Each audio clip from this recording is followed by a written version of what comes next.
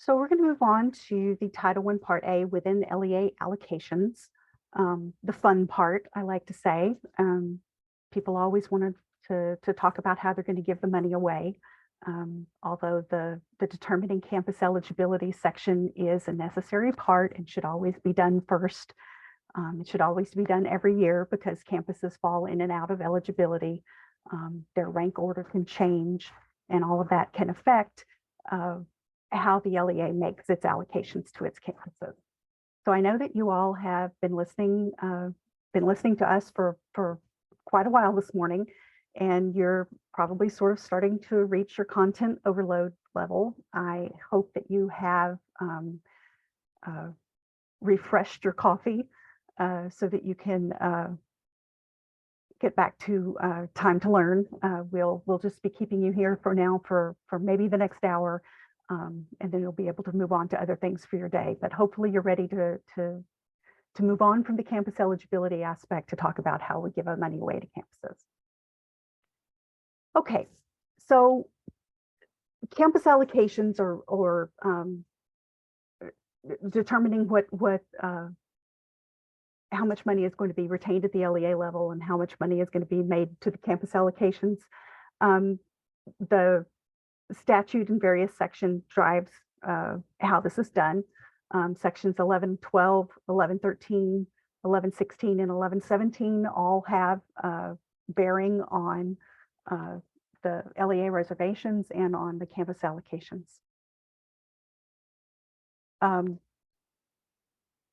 Fortunately for us, the U.S. Department of Education issued non-regulatory guidance that brings a lot of that information from various sections into a single place with examples, which gives us guidance on how this is all to be done. The within district allocations for Title I Part A, the non-regulatory guidance is available on our website and is included in the resources section that's at the end of this particular training. So there'll be a link directly to that document if you are so inclined to go read it. There are several factors that directly address the amount that is available to be allocated to Title I Part A campuses. As you all know, Title I Part A is a campus-based program. Although the LEA can retain some Title I Part A funds at the district level, LEAs that receive Title I Part A funding have to distribute funds to either school-wide or targeted assistance campuses. And they have to make the allocations to those campuses based on the number of low-income students. So a campus that's participating as a school-wide campus gets its allocation not based on its total enrollment, but on the number of low-income students at that campus. If the campus were to operate as a targeted assistance campus, it would still receive its allocation based on the number of low-income students. So it's not the number of students who participate in the program that drive the amount of funding that the campus gets. It's always based on the number of low-income students.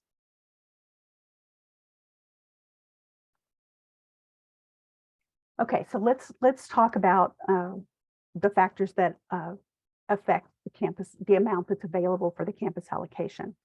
So the LEA has an entitlement amount that it gets at the beginning of the year. It's a planning amount at that point. So the LEA takes that amount as well as any amounts that it is transferring into Title I Part A from Title II Part A or Title IV Part A under the funding transferability program. It's specifically the funding transferability program that is going to add money to the amount that's allocated to campuses. If the LEA is using the REAP program, the Rural Education Achievement Program, to transfer funds, those don't actually go into the campus allocations because those funds aren't actually physically transferred. They are only used for a Title I program. So what this looks like on the 3101, the Part B, which discusses the Title I Part A funds that are available, include the current year funds as well as the funding transferability amounts from Title II-A and from Title IV-A. Those are added up to give the total funding and transfer amounts that the LEA is going to use. That's what's going to drive the percentages that are for the campus, for the LEA reservations, and the balance that's left after the LEA reservation, that's going to be the amount that is available for allocating to the Title I Part A campuses. The Part 1A for the REAP data is just for the LEA's information. It is not included in the amount that's available for allocation. So when we talk about the LEA reservation of funds, there are certain reservations that are required if they are applicable to the LEA. And then there are other reservations that are authorized. So the required ones are have tos and the authorized ones are mays. So we're going to talk about the required ones first. These are the amounts that you would put on your PS 3101 Part C under the reserved funds amount from the current year entitlement. The LEA would enter the amounts for the areas as appropriate. The percentage is going to calculate automatically. And then the third column there, the unexpended funds from the prior year reserved amounts, that will become available to LEAs. That amount or that column will not be available for the original application. That only becomes open after the carryover amounts are calculated in the spring, and the LEA would complete those as needed. So right now we're just going to talk about the amounts that are reserved from the current year entitlement. Oh, I should say too, this is going to cause a little bit of confusion. The amount that we've reorganized this page for the 24-25 application. This amount or this page will not match the compliance report that you're about to fill out for the 23-24 program. The compliance report that you're about to fill out for 23-24 matches the 23-24 application. So this version of the PS 3101 that we're looking at here is going to be for the 24-25 application, and the compliance report that you will complete for next year will be revised to match this particular configuration of the schedule. So that's what this particular slide is intending to say. So let's talk about the required reservations. The required reservations come from sections 1113 for the eligible school attendance areas, from section 1116 about parent-family engagement, and from section 1117 about the children who are enrolled in private nonprofit schools. So the musts and the mays, we'll be talking about the musts first. There is a requirement related to private nonprofit school equitable services. If the LEA has private nonprofit schools that children from its area are attending, then the LEA will be required to provide equitable or to try to offer private equitable services to those private schools. We'll talk about the parent and family engagement requirement, the homeless children and youth requirement, and the children for local institutions for neglected children. These are the 4 areas where the LEA is required to make a reservation of its Title I Part A funds in the situations where those populations are applicable. So we're going to talk about the equitable services for private nonprofit schools first. It comes from section 1117 in statute. So equitable services are not, the criteria are not applicable to charter schools, and they are not applicable to school districts that don't have any private nonprofit schools participating in Title I Part A. So if the LEA has a private nonprofit school participating in Title I Part A services, then the equitable services schedule would be required. The PS 3099 is where this is calculated. The reservation will represent a proportional share for those students who are participating in the Title I Part A program at the private school. It will be based on the total Title I Part A allocation. The amount of the equitable services will be the amount of the total allocation before any other reservations are made. And there will also be a 1% requirement for PFE activities for those private nonprofit school parents and families if the LEA's Title I allocation exceeds $500,000. And again, the calculation for the proportional for the equitable services amount will be done on the PS 3099, which the LEA will complete before they do their Title I Part A schedule. If you have questions that are related to the equitable services, whether it has to do with the consultation requirements or the affirmations that the LEA is required to obtain, the services that are eligible or allowable, please contact Lenitra Guest. She is our private nonprofit ombudsman, and she will be able to assist you with your private nonprofit questions. The second area for the required reservations that we'll talk about is the parent and family engagement reservation. Again, this has a specific area in statute, section 1116. LEAs that receive a Title I Part A entitlement of more than $500,000 are required to reserve at least 1% of that amount, which would be $5,000, 1% of the $500,000, or 1% of their entitlement over $500,000 for parent and family engagement activities.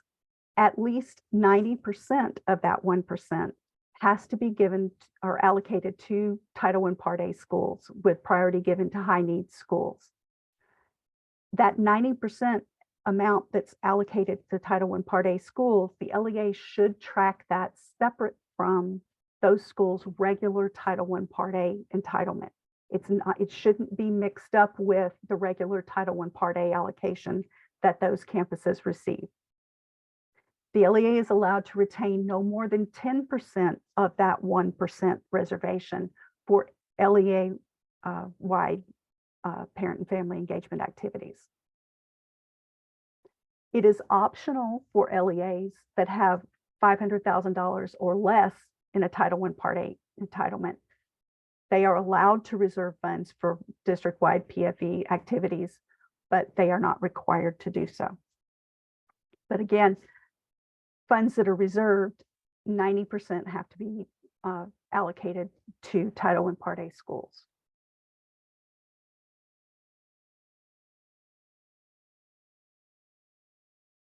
All right, one other thing to remember about the PFE use of funds requirement is that there is supposed to be parent input on the decisions that are made regarding how the funds that are reserved for Title I parent and family engagement activities are supposed to be used.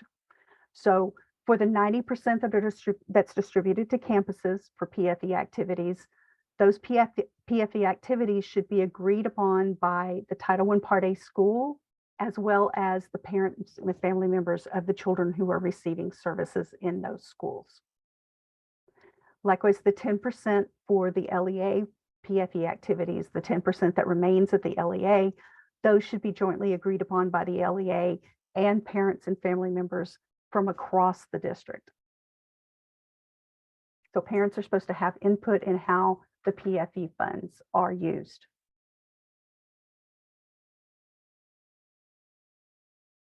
There is also a requirement that funds that are reserved are supposed to be used to carry out strategies that are consistent with the LEA's parent and family engagement policy, including at least one of the following activities: PFE-related professional development, parent and family outreach, PFE best practices,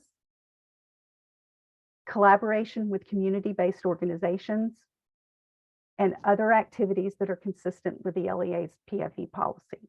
So at least one of those things should be included in the activities, in the PFE activities that are conducted with the LEA reserved funds.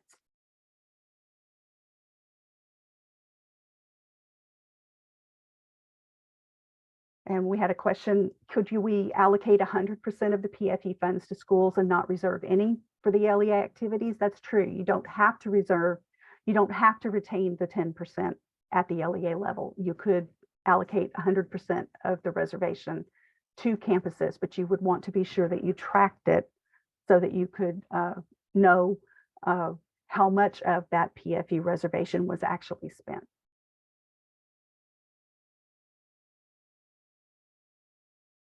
So in figuring out what you're going to be using the PFE funds for, there is a use of funds guidance document for the use of LEA reserved funds. And it's available on our website and is one of the documents that is linked at the end of the presentation for resources. Basically, the requirement is that the funds would be necessary to carry out the intent and purpose of the Title I Part A program, and that the LEA would be able to show how the activity was connected to improving student academic achievement.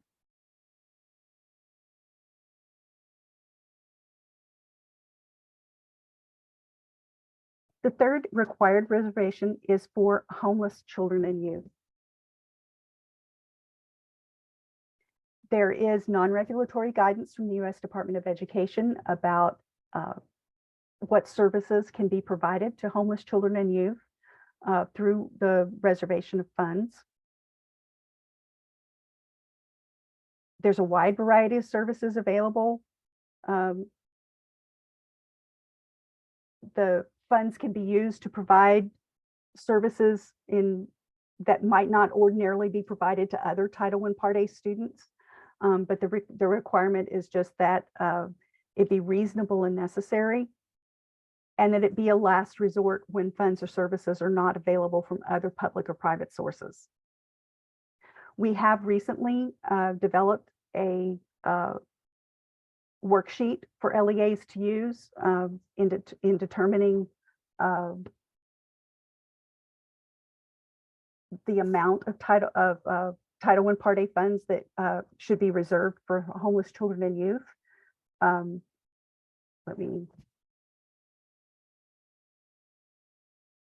I was hoping to be able to, let me show you where that is coming from.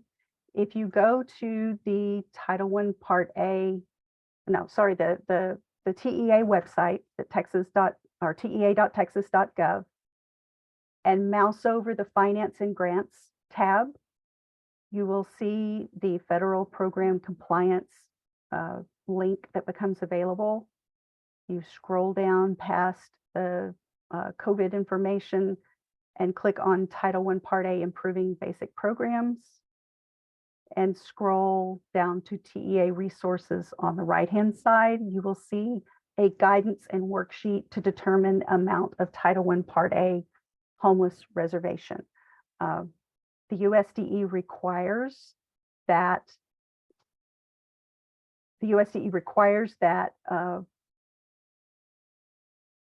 the guidance or the reservation for the homeless students be based on need. And so the worksheet that we've developed provides the LEA with a document that they can complete and maintain locally, showing what they based their reservation on.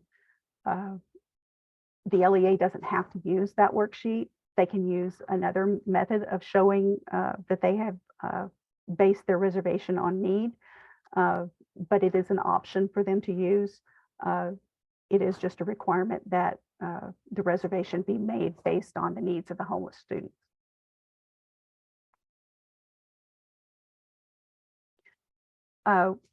The other thing that's different about the homeless reservation is that the homeless reservation can be used to serve homeless students who might attend a non-Title I campus. If the LEA is intending to use that reservation for students at non-Title I campuses, the LEA must be sure to code that as coming from the district level. The LEA never wants to have Title I funds being allocated to non-Title I campuses. So as we said, the reservation would be able to provide for services to homeless students who attend Title I schools, but also to attend non-Title I schools.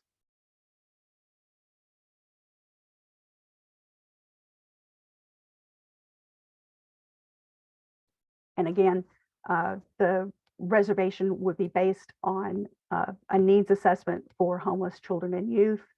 If the LEA is receiving a McKinney-Vento grant for homeless students, they can use the needs assessment that's associated with that. Or again, they can use the worksheet or similar documentation to show that their reservation was based on need. There is not a prescribed amount.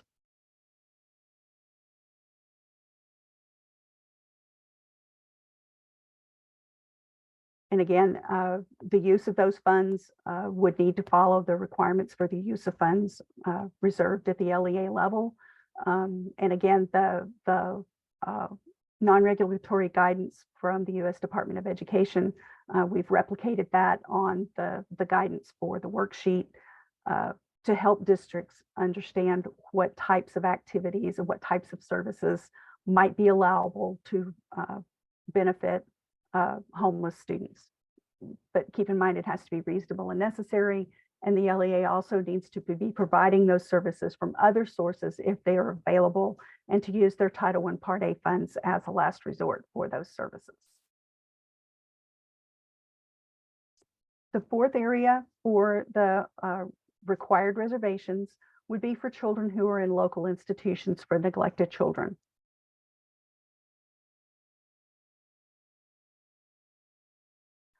So if the LEA has a facility within its boundaries that provides residential services to students who are neglected, then the LEA is receiving part of its Title I Part A entitlement because of those neglected children.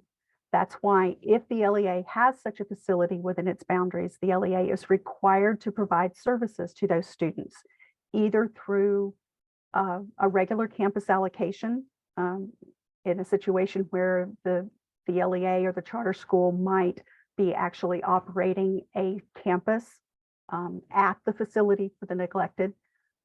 That would be listed on their SC 5000 as one of the LEA's campuses.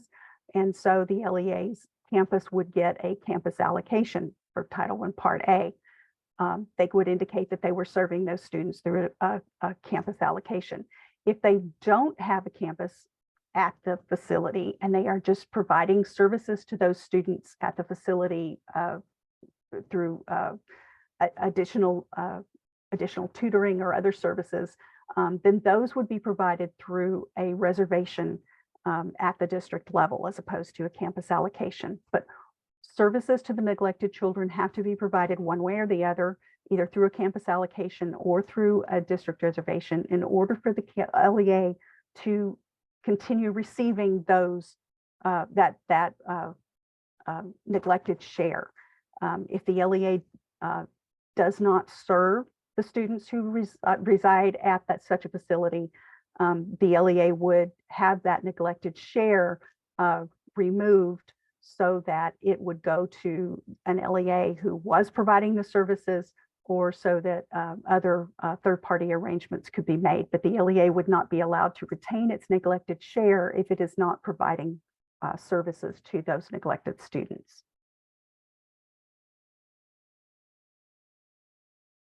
And I think I just said that.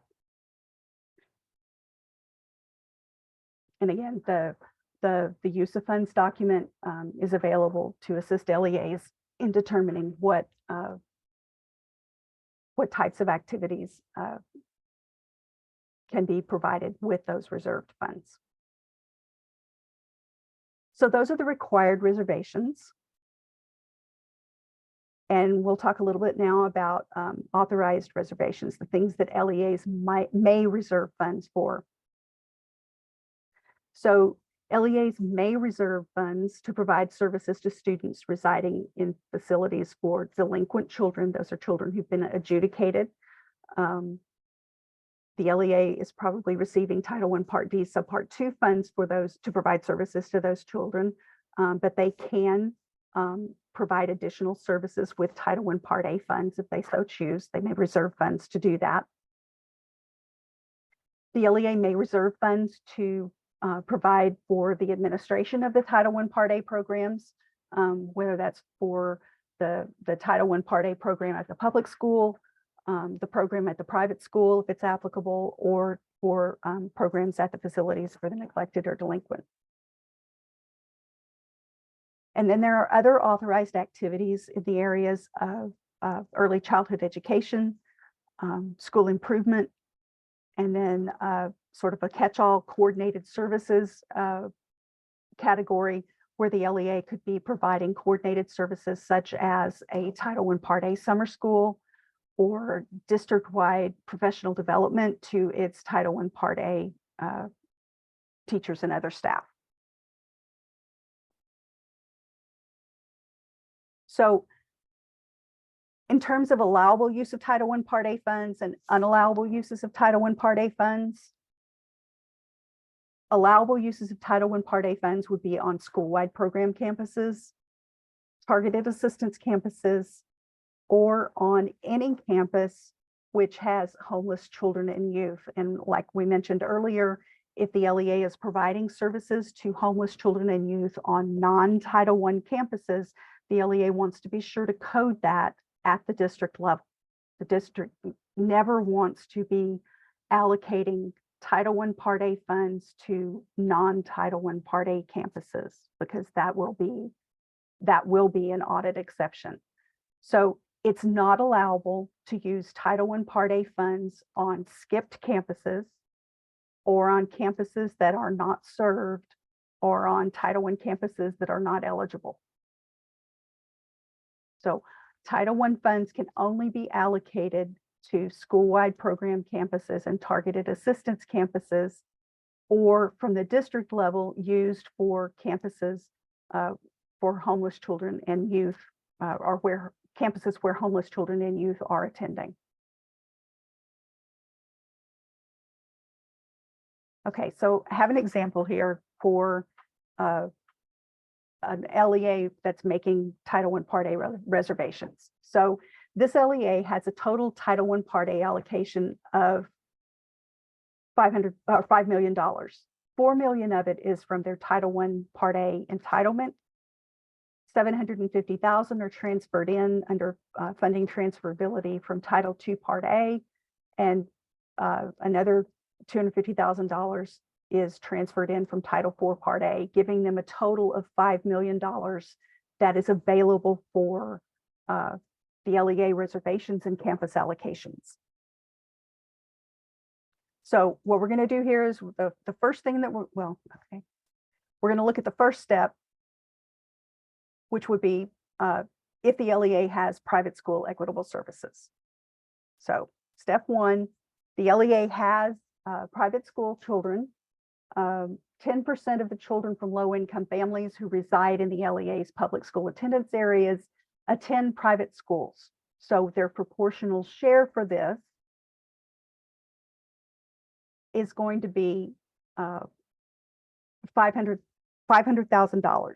And that's going to include the $5,000 that is projected to be part of the PFE reservation. So after the LEA has reserved funds for the equitable services and the private school portion of the PFE reservation, that's going to leave the LEA with $4,500,000.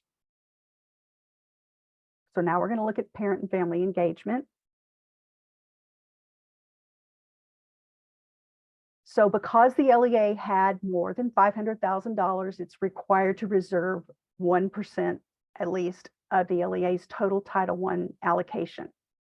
So that's less the amount of PFE allocation for the private school children. So 1% of the whole thing would have been $5,000. Sorry, 1% of the whole thing would have been $50,000. But because the LEA, I'm bad. Let me try that one more time. The LEA reserved 10% for the PFE activities, okay? 1% of that would have been the $5,000 for families with private school children. So after it has done this reservation for the LEA level, it's going to end up with $455,000 after step 2.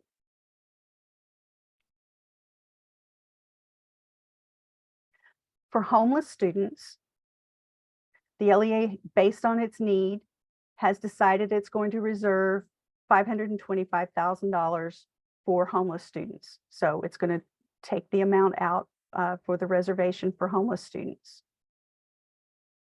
It's going to reserve for the children in the institutions for neglected and delinquent based on need. It is going to reserve an additional $325,000 and take that amount out of the Title I allocation. From the other authorized reservations, this particular LEA is going to reserve funds for its Title I preschool programs in the amount of $200,000. It's going to take funds out for the administration of the Title I Part A programs.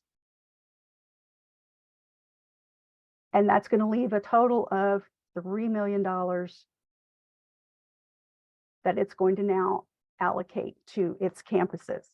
Once it finishes allocating its funds to its campuses, it ought to have 0 remaining, because our goal here is to allocate all of the funds in the budget. Okay, so this is a synopsis of what the LEA has reserved. So the equitable services amount, the PFE amount, the homeless, the neglected, those were the have-tos if they were applicable. And then it chose to do funds for the preschool and for the program administration. So this $300,000 now is what we're going to talk about when we start allocating Title I funds that are available to Title I campuses. And I should say here, you know, the LEA can make the reservations that it is required to or needs to based on need. But please know that if your reservation total exceeds 30% of your Title I Part A entitlement, it's not that you can't do it, but you will be asked to provide a justification if you are reserving more than 30% of your entitlement. Because remember, Title I Part A is intended to be a campus-based program. And so it's expected that the allocations would primarily be made to Title I Part A campuses. So if you're reserving more than 30%, expect that you will be asked for a justification for that in order for that to stand in your application.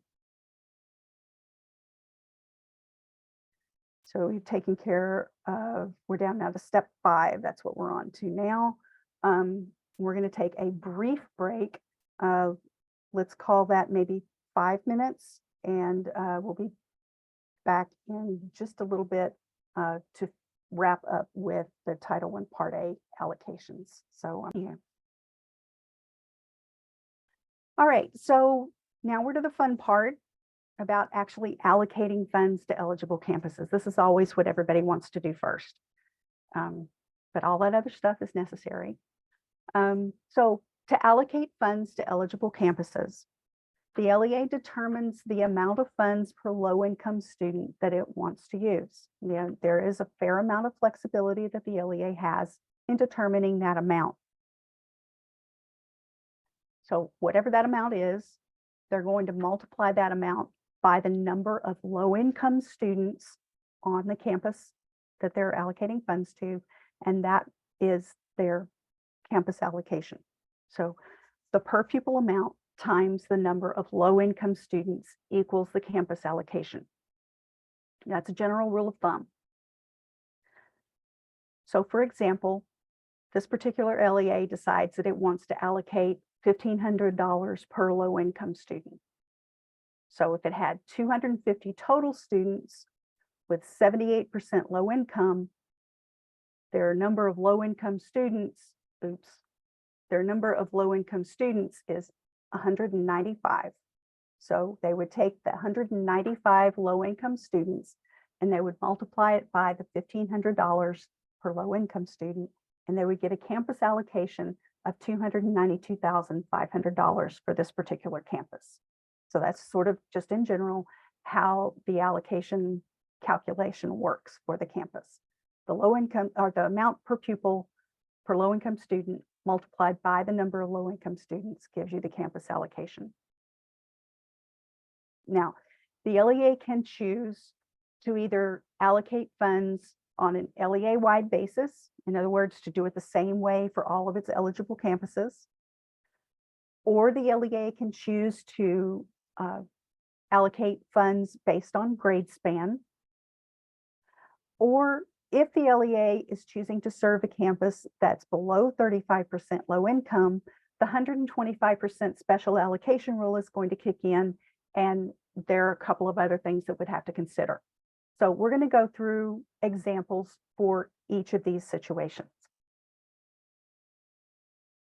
So if you're determining campus allocations on an LEA-wide basis, that means you're just taking your campus list and you're ranking your campuses from highest to lowest based on the poverty percentage. You're going to start at the top and you're going to go down until you're finished allocating funds. So in this particular example, we have campuses that range from 78% low income to 70% to 65% down to 38% low income.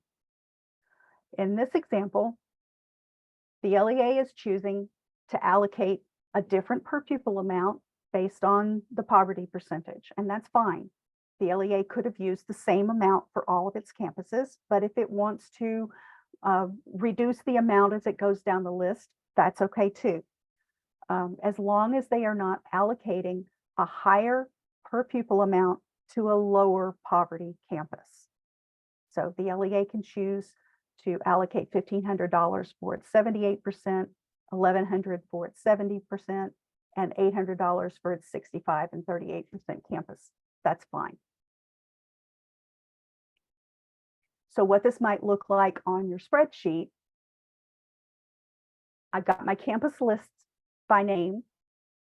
I've got my grades that the campuses serve so that I can tell whether I'm doing things by grade span or not. I've got my campus enrollment. I have my number of low income children. This particular example, they're using the free and reduced price lunch survey.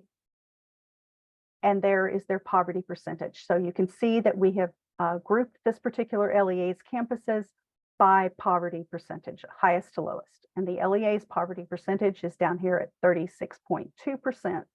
I could go down to 35%, which is allowed by statute. I could stop at my district average. I could stop at 40.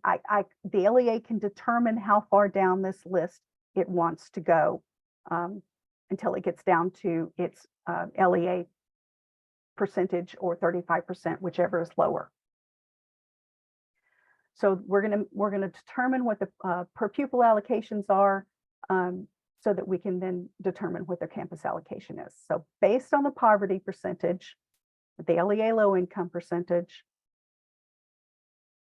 this particular LEA has chosen to give $1,500 per low income child to its campus that's above 75%. Remember, I had to serve it first before I could go any lower. And then below that, I could either continue to serve in rank order, or I could group by grade span. This particular LEA has just continued to serve in rank order. It gave $1,101.83 to its next highest campus there at 47.1%. It gave $1,100 for the next few campuses. And then the last campus that it chose to serve, it gave a lesser amount. This is fine. The LEA can choose to do that. None of these campuses is getting more per low income child for a higher poverty campus. That's what we're looking at. We're not looking at the total allocation because that's going to vary depending on how many low-income kids the school has. We're comparing the number or the per low-income child amount, the per pupil amount for the campuses. That's how we're determining whether the campus allocations were done correctly. The LEA has chosen to serve the campuses that are here in green. It could have chosen to serve these next two campuses. They would have been eligible because the LEA could have chosen to go down to 35%. The LEA doesn't have to. The LEA can make that determination. So this LEA has decided to stop before it got down to 35%. So these campuses in this group are what are considered the LEA's Title I campuses. They are serving them either as school-wide or as targeted, but it does not affect the amount of money that the LEA gets, whether they're serving them as school-wide or targeted, because they're receiving their funding based on the number of low-income students they have, not on the number of students that are served. Okay, now we're going to talk a little bit about if we were grouping by grade span, what this might look like. So I've got my elementary campuses, I've got my middle school campuses, I've got my high school campuses. And, you know, if everything was in a nice, neat little box, they would all be done the same way. That's not how it happens in real life. We don't have all PK through 5 and 6 through 8, 9 through 12 campuses. You've got districts that have pre-K through 1st and 2nd through 4th and 5th through 6th and 7th and 8th and 9th grade centers and 10th grade through 12th. That's fine, but you still basically have elementary campuses, middle school campuses, and high school campuses. Now, the LEA can make determinations as long as they're consistent. If they decided they wanted to put their 5th and 6th grades in with the elementary campuses because they're still really little bitties, that's fine. They could do that. They would just have to do it as a whole district that way. They wouldn't want to put some of their 5th and 6th grade campuses as middle schools and some of their 5th grade campuses as elementary schools. So it needs to be consistent within the district. So what might this look like as we're doing the allocations by grade span? We still have to serve campuses above 75% poverty, and it is probably easiest to consider the above 75% poverty campuses as their own separate group. Okay, they're not elementary, middle, and high school, they're above 75%. So all of the above 75% has to be treated as a group. They don't necessarily all have to get the 1,500, but you'd serve them from highest to lowest within that group. So if you went 1,500, 1,400, 1,300, that would be fine. You just then couldn't give more per pupil to the campuses that you were then about to group by grade span at 75 and below. So I could choose to give my elementary school campuses $1,100 per low income child. That would be fine.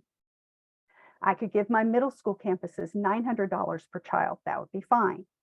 I could give my high school campuses $1,300 per low income child. That would be fine. Okay, they don't have to have the same amount per low income child across grade spans. So once you're grouping by grade span at 75% and below, you're just looking at within that grade span.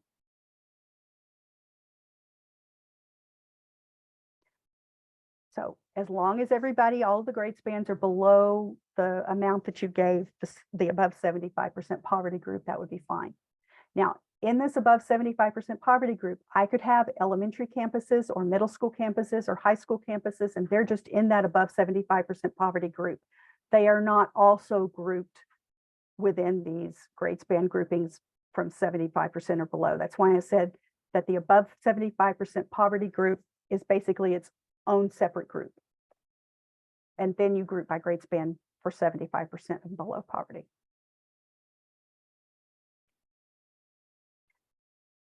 So what else might this look like? I could decide that I wasn't going to serve my middle schools that are below or that are 75% and below. If I had a middle school in the above 75% poverty group, I would serve it because I have to serve above 75%. But once I was grouping by grade span, I could choose to serve one grade span over another grade span.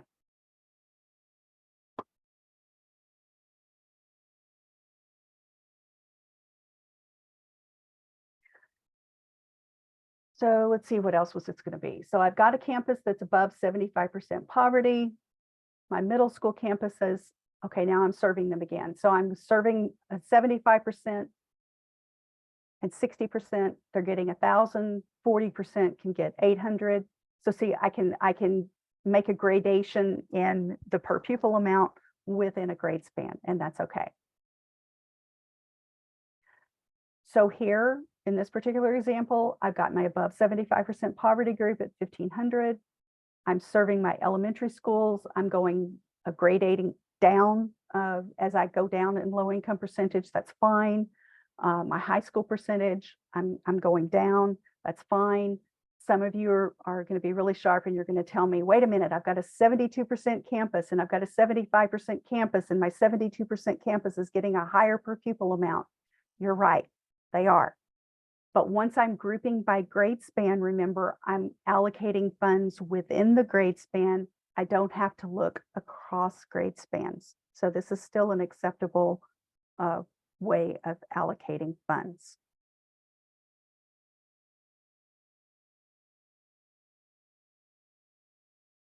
Okay, so let's look at some of this in chart form because everybody learns a little differently. So maybe this will make more sense to some of you. So I have my chart. I've got my campus group that's above 75% poverty. I'm giving them the $1,500 per child. Great. So now I'm grouping by grade span for those campuses that are 75% and below. So this is my elementary group. Okay. My elementary group, I'm choosing to serve these first 4 campuses in rank order. And here is the per pupil amount, or the amount per low income child that I'm going to give my elementary campuses. I'm choosing not to serve these other elementary campuses within the grade span group that are technically could be eligible based on their low income percentage because they are above 35% and they're above the grade span poverty percentage. So they could be served, but for whatever reason, I'm out of money or whatever reason, I have decided to stop serving after the first 4 in the elementary grade span. That's the LEA's choice.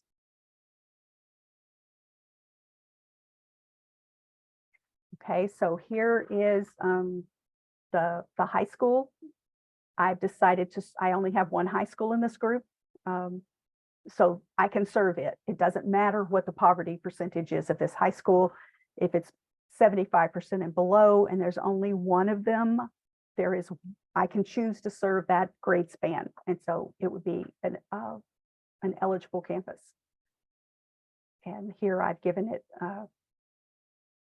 $1396.31 as a per pupil amount, and I multiply that by the number of low income children to get the campus allocation amount. There is a middle school that would be eligible, but the LEA has elected not to serve it for whatever reason. So it is eligible, but it is not served. And so it would be marked as not served on the SC 5000.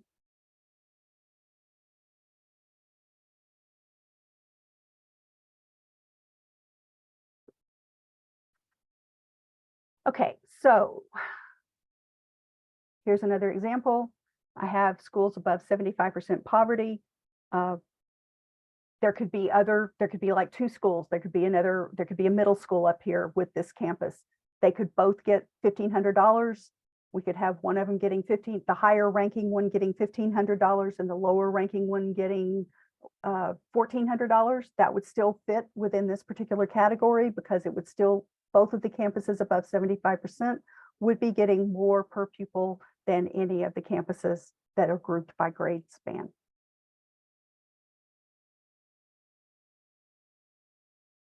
So these are the campuses that are grouped by grade span. Okay. So now I want to talk about what happens with the 125% rule. So here I have campuses. Yes. All right. So if my campuses, my district average in this particular example is 30%. So we know that I can serve campuses all the way down to 30%, which is my district average. So if I have a campus that's at 78, we know I have to serve it before I go lower. I have a campus at 60. I have a campus at 31. If I choose to serve this campus, which could be eligible because it's above the 30% district average in this example, if I choose to serve a campus that's below 35% poverty, the 125% special allocation rule kicks in. So what that means is that the district no longer has absolute authority to set its per pupil amount. There is a 125% per pupil amount that the district is required to use. So what happens is every campus that the district chooses to serve, then, if it's going to serve the one below 35%, all of its Title I Part A campuses that it's going to serve have to get at least 125% of the LEA's per pupil amount. Now, statute prescribes how this is calculated. So what happens is the LEA takes the total Title I Part A allocation before they make any reservation of funds. So whatever that amount originally was, they divide that by the total number of public school and private school low-income children. So the total amount of low-income children in the area. That's going to give the district a per pupil amount. They're going to multiply that per pupil amount times 125%, and that's going to give them the 125% per pupil amount that they have to use. So let's attach real numbers to this. So if my Title I Part A allocation before any reservations was made was $2,500,000, and my total private and public school low-income children are 1,243. I'm going to divide the $2,500,000 by the 1,243 low-income children, and I'm going to get a per pupil amount of $2,011.26. This is not the amount that I use. This is the amount that I multiply by 125%, so that my per pupil allocation amount is $2,514.08. Now, the LEA can use that exact amount, or they can round up, but don't drop the 8 cents, because the 125% is a minimum amount that the LEA has to use. If the LEA wants to change this and say, okay, I'm going to allocate it a minimum of $2,515, so the math is simpler, they can do that, but just don't drop the 8 cents. So regular rounding rules don't apply here. The LEA has to give at least this amount per low-income child to each of the campuses it's going to be serving with Title I Part A money. Now, if the LEA decides that that's too much money and they don't want to do that, they could elect not to serve this campus that's below 35%, and they could go back to allocating, choosing their own per pupil amount. But if they're serving a campus below 35%, they have to calculate their per pupil amount in this fashion. Just don't round down. So what this could look like,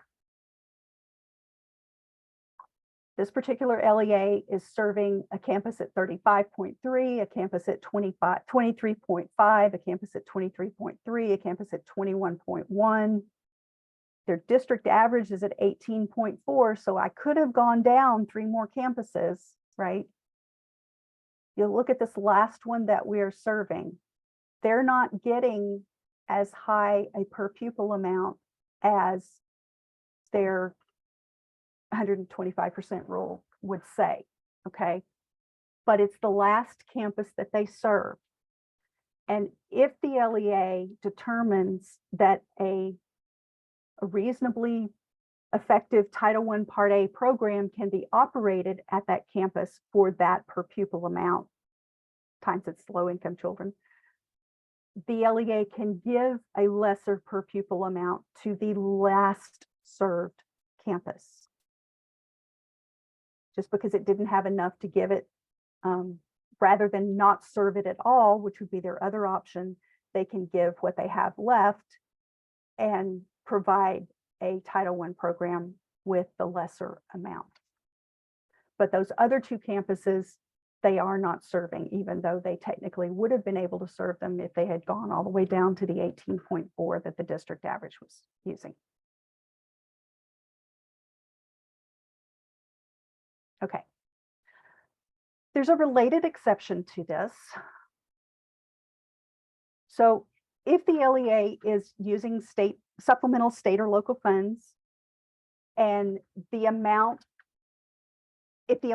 of supplemental state or local campuses the campus receives is less than what it would have received under Title I Part A, the LEA or the statute permits an LEA to reduce the amount of Title I Part A funds allocated to the campus by the amount of supplemental funds that it's getting from state and local sources that it's going to spend on programs that meet the intent and purpose of Title I Part A.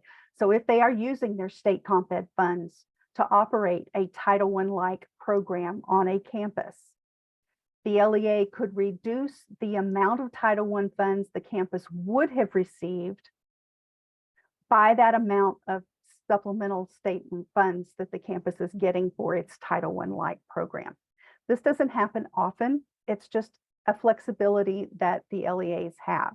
And if you want to look more into this, you can give us shoot us an email and we'll set up some time to talk.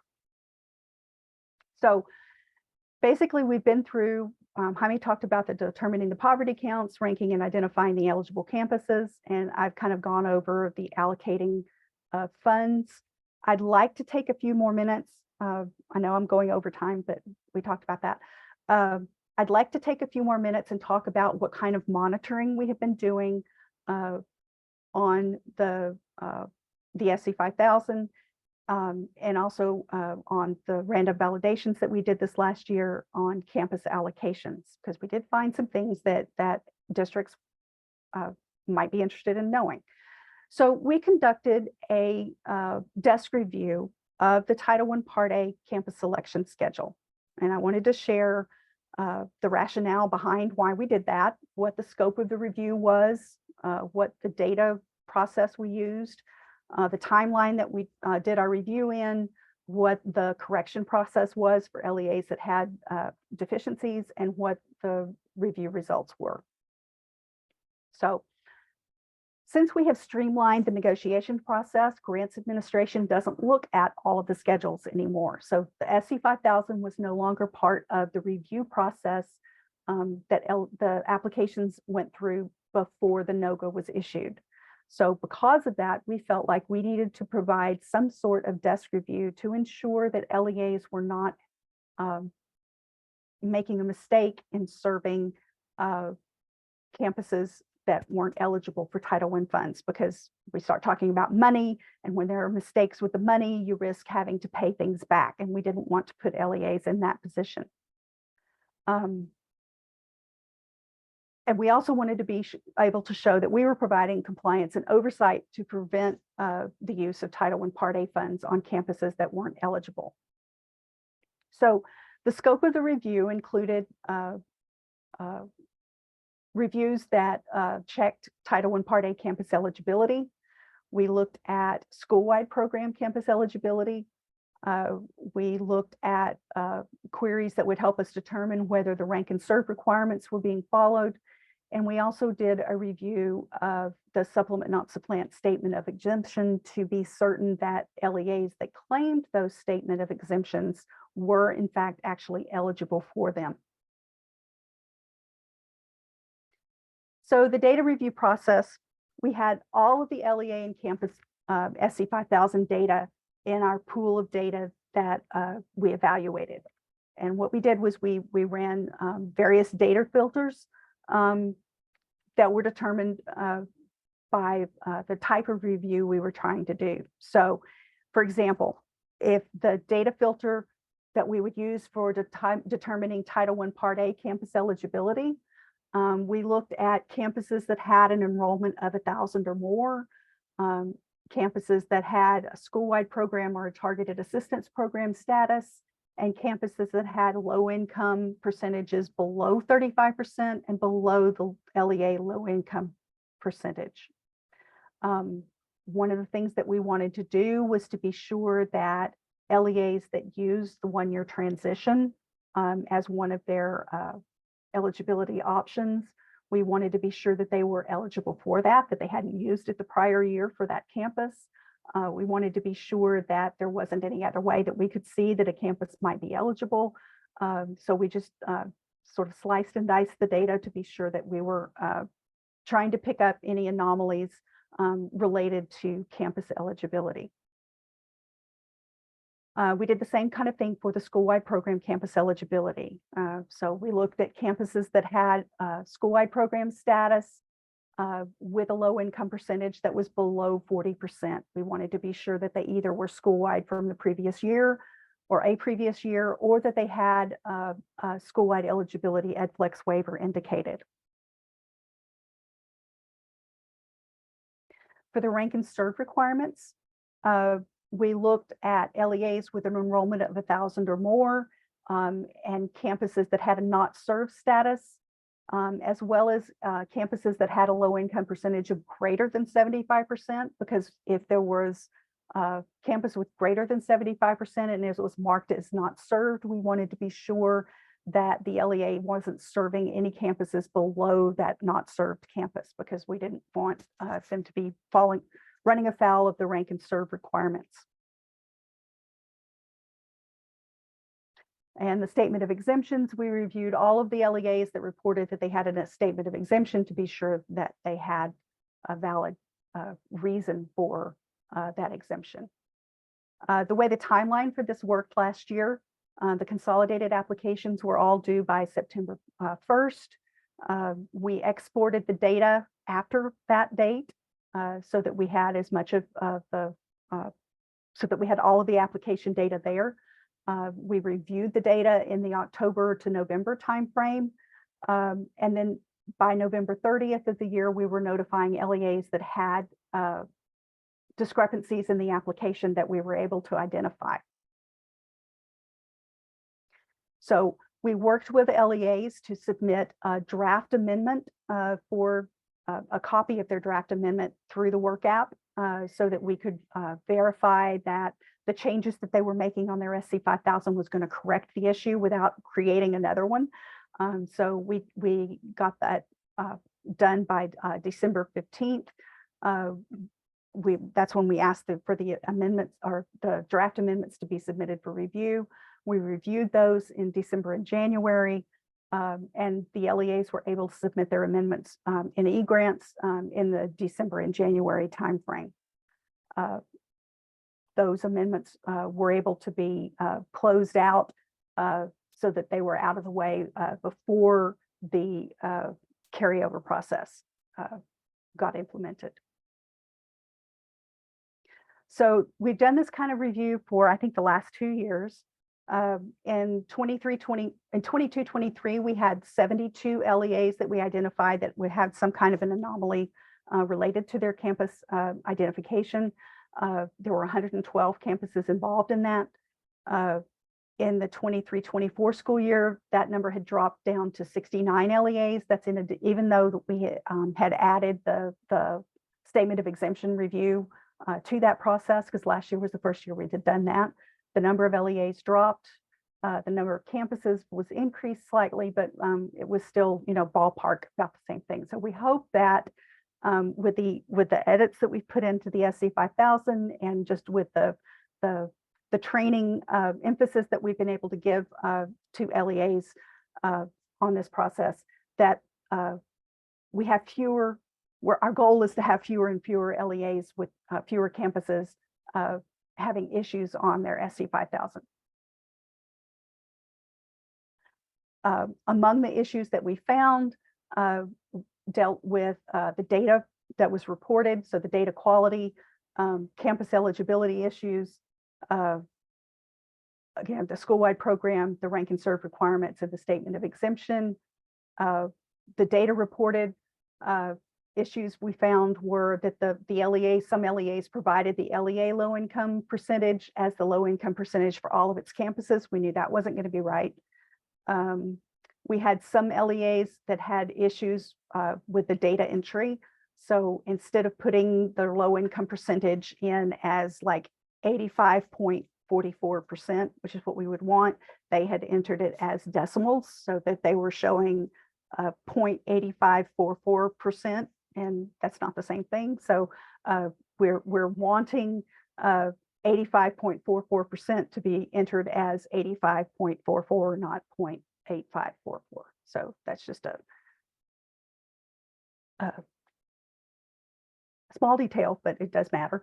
And then we had some campus data that was provided for campuses that were closed. And if campus is not open, if it's closed, we want zeros to be provided. So that is another area that we hope we can improve on.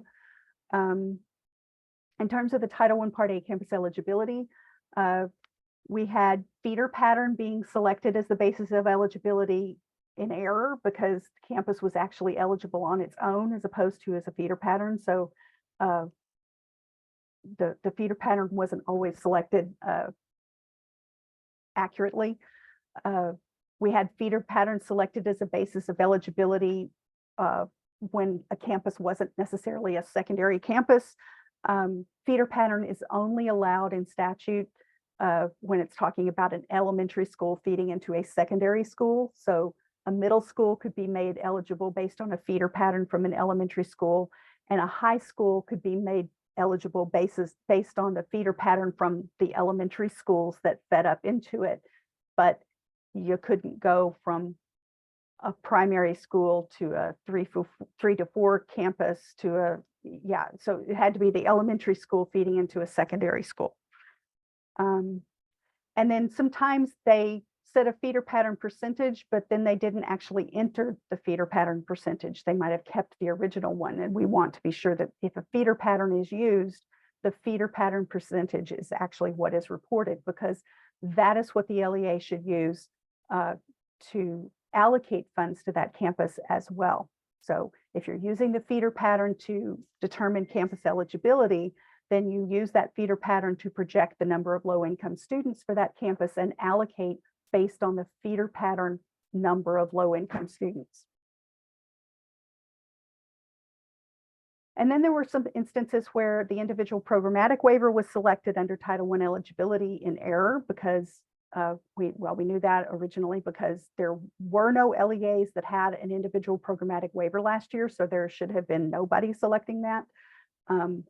There is currently nobody with an individual programmatic waiver at present. So unless an LEA is going to submit an application for that process to be reviewed and approved by the EdFlex, or reviewed by the EdFlex committee and approved by the commissioner, then nobody has one of those right now. For skipped campuses, another area was that the 1-year transition was selected in error when it could have been grade span grouping or none. We just tried to clean up some of this. Skipped campuses where, excuse me, where the campus could have been marked not served.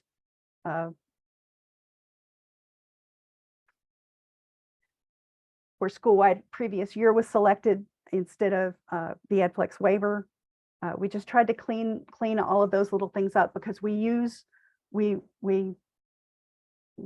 query against those check boxes in our reporting, and so we want to be sure to have been as accurate as possible in how those are selected. We also had some not served campuses that were selected If there were campuses with a low income percentage is above 75%, but there were campuses below that being served, in that instance, that's going to have to be a skipped campus, not a not served campus. And then there were also issues about alternative education programs where the zeros really should have been entered in some of those cases because the accountability for the students who are at those campuses actually stay with their home campus. And so they aren't actually enrolled. Now, I realize that there are some where their students are actually enrolled, but if the campus is not, or if the student is not, then there should be zeros for those alternative accountability campuses. With the statement of exemption, we only had 21 LEAs out of about 500 or so that actually had a mix of Title I and non-Title I campuses within a grade span, and that actually means that they have to have a methodology instead of a statement of exemption. So the fix for that was just to ask them to remind them they did have to have a methodology and to amend the SC 5000 to indicate that. So those were easily done. Yeah,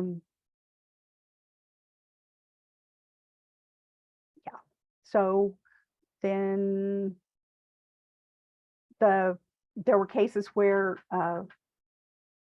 campuses should have been included in a particular group, like they should have grouped a 3 through 6 campus in an elementary group with a PK through 2 campus, which meant that there was a mix. And anytime that there's a mix in a grade span, the LEA needs to have a written methodology for that grade span. And then there were issues with the LEA might have had skipped campuses that needed to be included in the elementary campus category. That there was a 0 through 3 campus that was not served, a 9 through 12 campus that was skipped, but both of those should have been included in the high school campus category. And because both of those would have ended up with mixed campus groups, there needed to be a methodology. So sort of similar issues for that. In terms of the campus allocations, we did do random validations for the 23-24 school year for the first time on campus allocations, and there were a few issues identified with that. We had some circumstances where the calculation for the campus allocation was determined on the basis of the campus enrollment instead of the low-income students. So we need to be sure that all of the campus allocations are done based on the number of low-income students, not on the basis of the number of students served or the number of students enrolled. We had some issues where there were rounding issues that were built into the spreadsheets that the LEA was using to determine their allocations. When you use Excel, it's possible to format a particular cell so that it only shows, 2 percentage points or round up to a whole number. But then if you use that particular cell in a calculation, it's actually using the original number, not the prettied up number that's formatted like you want it to look. So that can introduce rounding issues into a spreadsheet. So basically a rule of thumb is if you want to multiply 3 times 6 and get 18, you want to be able to divide 18 by 6 and get 3. So the old check your math on the spreadsheet, even if you've used a spreadsheet with a calculation, take the campus allocation, divide it by the number of low-income students, and be sure you end up with your per pupil amount. And that will ensure that you don't have any rounding issues built in. I know that sounds kind of picky, but when you get up into some higher numbers and you get campuses that are very, very close to each other in percentages, it is possible to end up giving a higher ranked campus a lower poverty percentage by accident if you have rounding issues built into your spreadsheet. So you really don't want to do that. The other thing that we found was that there's sometimes a mismatch between an LEA spreadsheet and their SC 5000. You want to be sure that the campuses that you have indicated you are serving as Title I Part A are the campuses that are listed on your spreadsheet. So to have allocations determined, you don't want to allocate funds to a campus that's not indicated as a Title I campus on your SC 5000. And again, just, I mean, it's the math teacher in me. You just always check your work, even if you're using a spreadsheet. We had some situations where LEAs were trying to group by grade span for those campuses above 75% poverty. You don't want to group by grade span above 75% poverty. 75% above 75% poverty is its own group. And there was a question about rounding. Are we talking about a rounding on an amount or rounding on an enrollment or low income? Okay. The LEA should always know what the number of low income students is. Okay. So you should always be multiplying by a whole number of students. Okay. Don't multiply by 95.23 students. All right. Always have a whole number of students. I know that on the SC 5000, we don't actually ask you for the number of low income students. We ask you for the percentage, but always go back to your number of low income students to do your multiplying by. Don't re-project your number of low income students based on the percentage, because that's going to introduce unnecessary inconsistencies into your data. We also had some districts that did not apply the 125% allocation rule correctly. Some districts think that they only have to apply it to the campus that's below 35% poverty. That's not true. If it kicks in and you have to use the 125% rule, you have to use it for all of your Title I Part A campuses that you're serving, not just the one that's below 35%. We're not doing a table activity, sorry. So just suggestions to consider. Be sure that your campus list and your low income numbers match the most recent SC 5000. Be sure that the labeling on your spreadsheet that you're maintaining for documentation is clear. They should be determining Title I Part A campus allocations. It's fine for there to be other campus or other allocation information there, but be sure that you're labeling the column that you're using for Title I Part A allocations so that it's clear to an auditor or to TA what those calculations are. And avoid the rounding issues. Just generally try not to deal in cents at all. Your application doesn't deal in cents, it's all whole dollars. So if you have any differences that you end up with things in cents for whatever reason, most LEAs can make that easy by just adding that little bitty difference to the reservation amount, or if you've got extra left over, give it to the highest poverty campus. And that way you won't be accidentally giving more money to a lower poverty campus, but just in general, in your grant funds, try not to deal in cents. And check your math. Okay, so now we just have a few more resources to go over. These are the documents that we mentioned throughout the presentation. There's the U.S. Department of Education within district allocation guidance that's been provided. So that brings together a lot of guidance from various different sources. There is the SC 5000 guidance document, or sorry, there's the SC 5000 instructions that's available. There's the SC 5000 guidance handbook that is also available that can help you in determining your campus allocations as well as your campus eligibility. That SC 5000 guidance document is available under grant opportunities. If you look up the ESSA consolidated application for the current year and scroll down to the application and support information section, you will find a link to the SC 5000 guidance document. And then there's the SC 5000 report and e-grants. That's what Jaime was talking to you about earlier. You can request this report and it will generate a list of your campuses that have been entered. It will generate it in rank order by low income percentage.